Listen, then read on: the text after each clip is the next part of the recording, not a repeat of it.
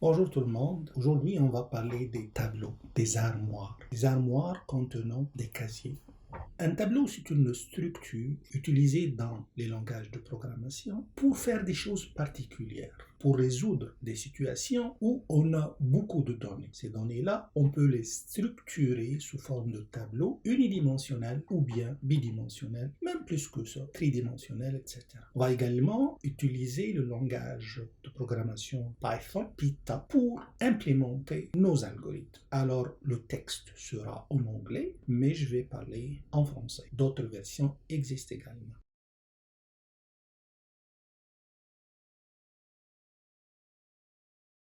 Pour ce faire, on va partir d'un exemple qu'on appelle éducation orientée projet. On prend un petit projet et on fait le départ de ce projet-là. Et lorsqu'on a besoin de choses techniques, on ajoute ces choses dans notre parcours au fur et à mesure.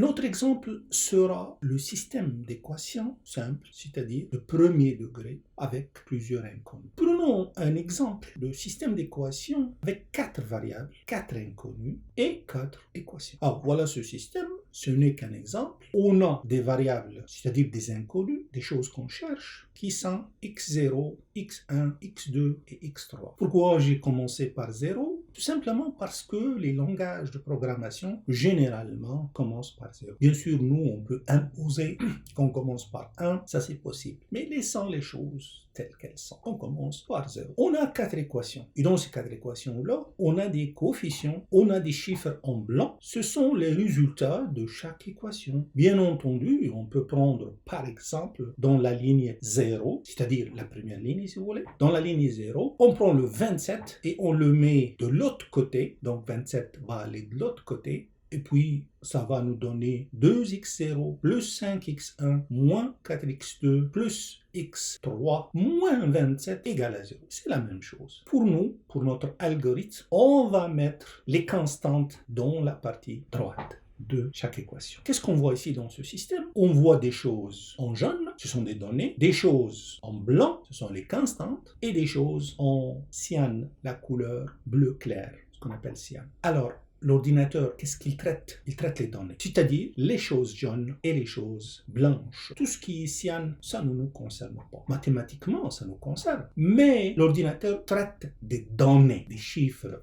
Ces données-là ont besoin d'être structurées dans des structures. La structure la plus simple, c'est le tableau, c'est-à-dire une armoire avec des casiers et dans chaque casier, nous avons un nombre, 27, 10, moins 5, moins 3, et également les choses qui sont jaunes, c'est-à-dire 2, 5, moins 4, etc. Le plus simple, c'est de mettre les chiffres blancs dans un tableau unidimensionnel et les chiffres jaunes dans un tableau bidimensionnel et l'ordinateur va traiter la matrice et le vecteur, c'est-à-dire le tableau unidimensionnel.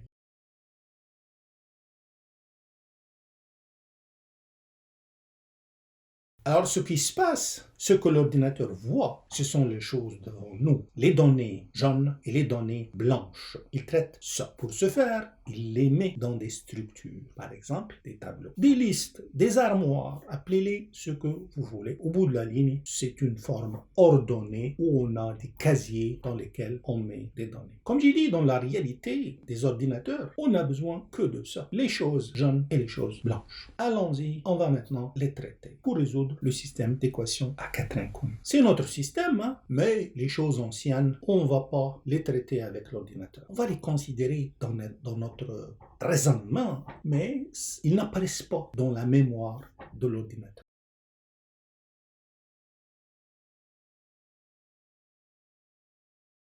Ah, ce qu'on fait, une méthode simple, plusieurs l'ont utilisée. Cette méthode a été attribuée à un savant qui s'appelle Gauss en allemand, Gauss en français. Le AU, ça se prononce AU en allemand. Audi, non pas Audi. Alors, Gauss, qu'est-ce qu'il a fait? Il a tout simplement pris l'élément qui est tout à fait à gauche, tout à fait en haut. C'est l'élément qui concerne l'équation 0, l'équation qui est la plus en haut par rapport à nous. Alors, le premier élément, on l'appelle pivot. C'est l'élément autour duquel s'articule l'équation, si vous voulez, c'est un pivot.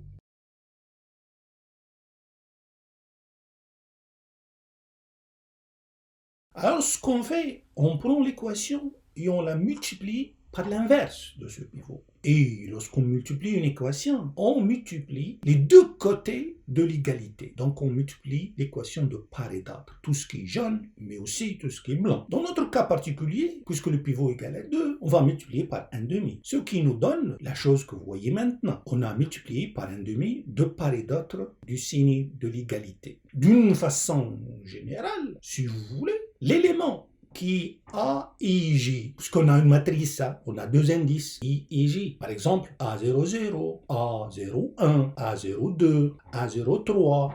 Les quatre coefficients qu'on voit en haut, ce sont A00, A01, A02, A03. On les multiplie par 1,5. Puis, on a tout à fait à droite un 27, un chiffre blanc. Lui aussi, on le multiplie par 1,5. Le 27, c'est notre vecteur B, si vous voulez. Et donc 27, c'est B0. C'est un vecteur, pas une matrice. Et donc, ce que nous avons fait maintenant, on a multiplié A00 par 1,5, A01 par 1,5, A02 par 1,5 et A03 par 1,5. A02 était moins 4. Donc maintenant, il est devenu moins 4 fois 1,5. Moins 4 sur le pivot. C'est quoi le pivot? C'est dans ce cas A00. D'une façon générale, A et 0. C'est-à-dire la chose qui est tout à fait à gauche. On a 4 équations, on a 4 choses qui sont tout à fait à gauche. Chacun de ceux-là sera un pivot. Nous avons fait l'affaire pour l'équation numéro 0. On n'a pas touché les autres équations, mais on va le faire après. La forme générale, c'est la chose que vous voyez ici en bas.